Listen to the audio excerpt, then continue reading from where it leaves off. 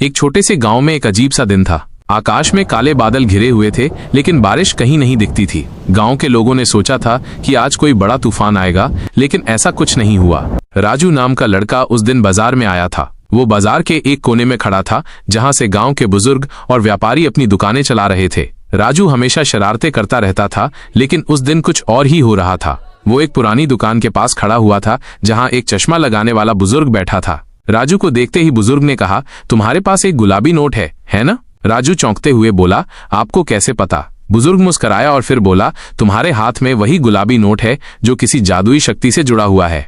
राजू को यकीन नहीं हुआ, लेकिन वो भी थोड़ा डर गया था। क्या आप सच में जानते हैं? उसने पूछा। बुजुर्ग ने धीरे से कहा, अगर तुम इस नोट को सही जगह पर ले जाओ तो तुम एक बड़ी राशि जीत सकते हो, लेकिन अगर तुम गलत जगह गए तो सब कुछ खो बैठोगे।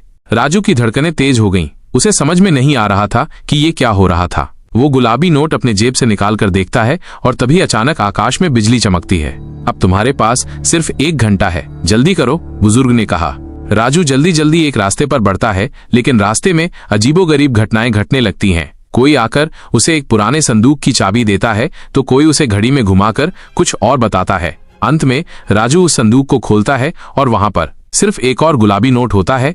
राजू हताश हो जाता है और फिर उसी दुकान पर लौट आता है। बुजुर्ग हंसते हुए कहता है, तुमने जो कुछ भी सोचा था वो सब तुम्हारे मन का भ्रम था। असल में यह गुलाबी नोट सिर्फ तुम्हारी शरारत को समझाने के लिए था। राजू सोचता है, कभी कभी सचमुच का मजा भी कुछ और होता है।